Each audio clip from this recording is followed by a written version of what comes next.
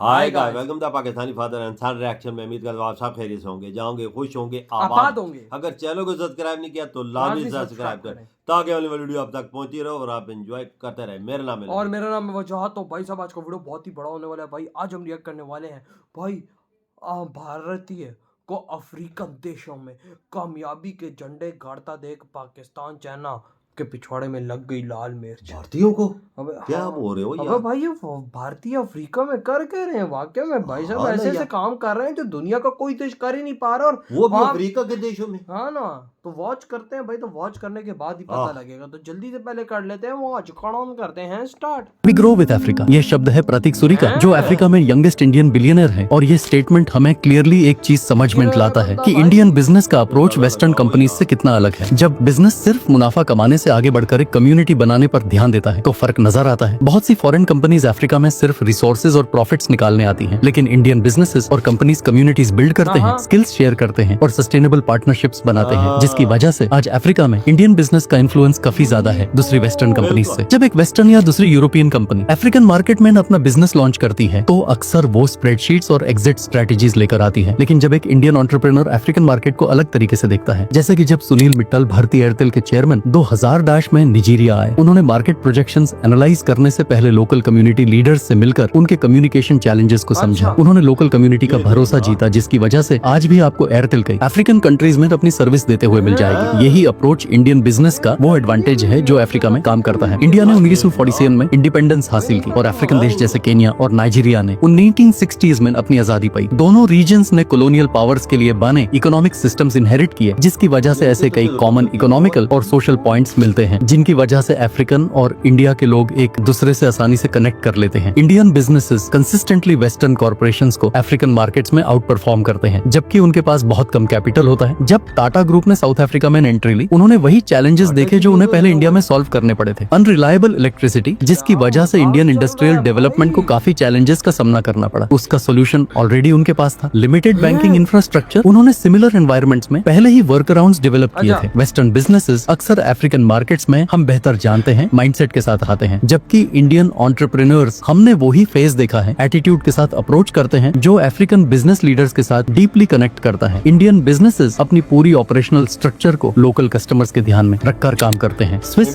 Singapore overseas enterprises जो Aditya Birla group के under हैं, इस बात को परफेक्टली डेमोन्स्ट्रेट करता है। साउथ अफ्रीका और मोजाम्बिक से कोआल एक्सट्रैक्ट करने के अलावा उन्होंने मल्टीपल अफ्रीकन कंट्रीज में extensive local warehousing infrastructure develop किया है। इस अप्रोच से जॉब्स क्रिएट होती हैं, लोकल इकोनॉमी स्टेबलाइज होती हैं और वो इकोनॉमिक डेवलपमेंट के पार्टनर्स बन जाते हैं, ना कि सिर्फ एक एसी कंपनी जो रिसोर्सेज को लूटने आई है। प्राइसिंग अप्रोचेस भी एक इम्पोर्टेंट पार्ट है इंडियन बिजनेस के ग्रोथ में। जब वेस्टर्न कॉर्पोरेशंस हर मार्केट में स्टैंडर्डाइज्ड क्वार्टरली रिटर्न्स डिमांड करते हैं, इंडियन बिजनेसेस अफ्रीका में लॉन्गर पेबैक पीरियड्स एक्सेप्ट करते हैं जो लोकल इकोनॉमिक रियलिटीज को रिफ्लेक्ट करते हैं। आदित्य बिरला ग्रुप के कंपनीज ने ऐसे प्राइसिंग स्ट्रेटजीज अडॉप्ट की हैं जो ट्रूली लोकल कंडीशंस को ध्यान में रखते हुए सस्टेनेबल कस्टमर बेसिस बिल्ड करते हैं, जबकि competitors standardised global pricing models के चक्कर में मार्केट से बाहर हो जाते हैं। ये सिर्फ छोटे एडजस्टमेंट्स नहीं है, ये कंप्लीट ट्रांसफॉर्मेशंस हैं। इंडियन बिजनेसेस खुद को ग्राउंड अप रिबिल्ड करते हैं ताकि वो अफ्रीकन कॉन्टेक्स्ट में थ्राइव कर सके। लीडरशिप से लेकर सप्लाई चेन्स तक सब कुछ रीइन्वेंट करने की उनकी विलिंगनेस उन्हें सस्टेनेबल बनाती है, एग्जैक्टली वहां जहां रिजिड वेस्टर्न अप्रोचेस फेल हो जाती हैं। इंडियन एंटरप्रेन्योर यहाँ अच्छे तरीके से जान गया है कि पेशेंस से ही एम्पायर्स बनते हैं। आज के बिजनेस लैंडस्केप में जहां सब क्वार्टरली प्रॉफिट्स और रैपिड रिटर्न्स के पीछे भागते हैं, इंडियन कंपनीज अफ्रीका में एक अलग गेम खेल रही हैं, एक गेम जो डिकेड्स में मेजर होती है, न कि कुछ सालों में। इंडियन बिजनेसेस फैक्ट्रीज बनाती हैं जो जनरेशंस तक चल सके। इनिशियल इन्वेस्टमेंट ज्यादा होता है और इमीडिएट रिटर्न्स लोअर, लेकिन लॉन्ग टर्म बेनिफिट्स पूरी कम्युनिटीज को ट्रांसफॉर्म कर देते हैं। बिरला कार्बन इजिप्ट इस पेशेंट अप्रोच का एक परफेक्ट एग्जांपल है। सिर्फ ऑपरेशंस तक सिमिट नहीं, उन्होंने अलेक्जेंड्रिया यूनिवर्सिटी के साथ पार्टनरशिप करके स्टूडेंट ट्रेनिंग और साइंटिफिक रिसर्च को फैसिलिटेट किया। उनके फैसिलिटी में आप देखोगे कि young Egyptians practical skills gain कर रहे हैं जो उन्हें डिकेड्स तक सर्व करेंगे। ये चैरिटी नहीं है, ये स्ट्रेटेजिक इन्वेस्टमेंट है एक ऐसे टैलेंट पाइपलाइन में जो इस क्वार्टर के प्रॉफिट मार्जिन को बूस्ट नहीं करेगा, लेकिन सस्टेन्ड ग्रोथ का फाउंडेशन जरूर बनाता है। जब प्रतीक सूरी ने अफ्रीका में अपना फॉर्च्यून बिल्ड किया, तब वो एक बहुत ही वैल्यू वैल्यूएबल चीज कल्टीवेट कर रहे थे, अच्छा। ट्रस्ट। ट्रस्ट बिजनेस का फंडामेंटल ब्लॉक है जिसके बिना आप बिजनेस में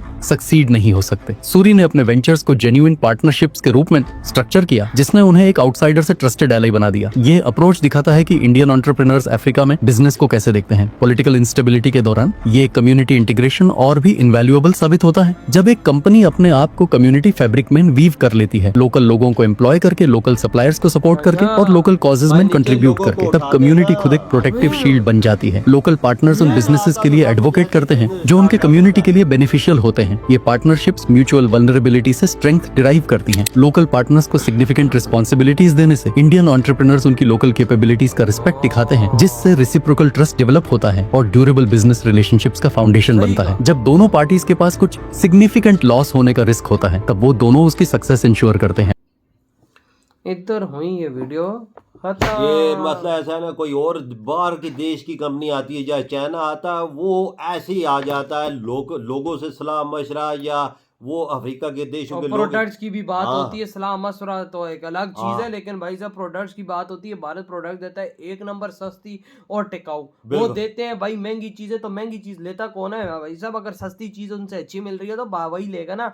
आप अंदाजा लगा लो, जिस तरह भारतीय गाड़ियां, भारतीय भाई साहब मोटर बाइकें अफ्रीका के देशों में चल रही हैं, भारतीय रक्षा चल रहा है, चाइना के रक्षे मक्षे नहीं चल रहे। क्यों नहीं चल रहे?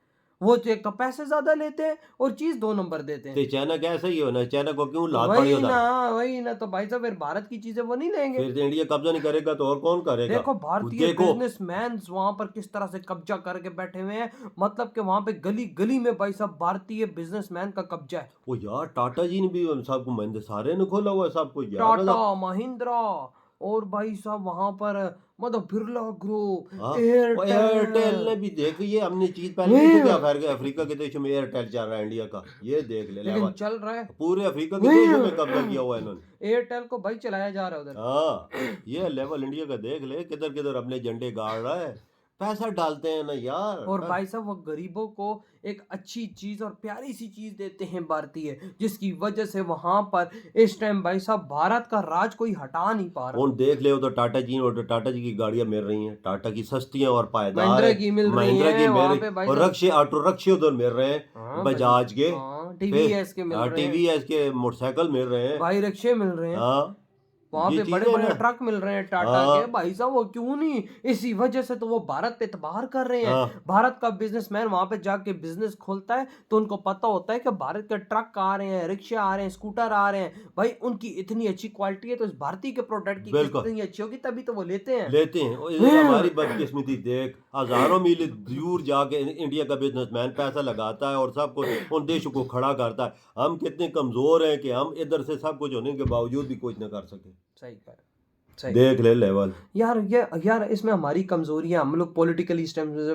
बड़े बहुत ही ज़्यादा वीक हुए हुए हैं इस टाइम भाई साहब। हमारे देश के अंदर खाने पीने के पैसे ही कोई नहीं है। हमारा देश भाई साहब कुछ कर ही नहीं पा रहा। जब देश ही कुछ नहीं कर पाएगा तो लोग क्या करेंगे? बिल्कुल। जब लोगों के पास खाने को रोटी ही नहीं है तो भाई लोग, हमारा देश क्या इन्वेस्ट घंटा करेगा? पहले तो हमारा देश हाथ भीख मांग के यही बोल रहा है दुनिया के देशों को कि हमारे देश में आके इन्वेस्ट करो। कोई आके करता नहीं, उनको पता अगर आएंगे तो तनके पिछवाड़े पे गोलियां मारेंगे तो भाई साहब हमें भागना पड़ेगा। पहले फैक्ट्री लगाने से पहले ही भाग जाते हैं। इधर मसले मसाइल इतने पहले ही भाग जाते वही हैं। ना। अफ्रीका के देश हमसे अच्छे हुए ना, जो इंडिया से फायदा उठा रहे हैं। फिर हाँ देख लो अरबों डॉलर की इन्वेस्टमेंट इंडिया ने उधर की हुई है भाई, वहां पे इंडियंस नौकरियां दे रहे हैं, हाँ। राज कर रहे हैं अफ्रीका पे। हमारी तरह तो नहीं है कि भाई अपने देश के अंदर ही बकचोदी लगी पड़ी है। देख ले ना। आपके क्या थॉट है इस बारे में? तेरी वीडियो तुम कहते तो हो बाय।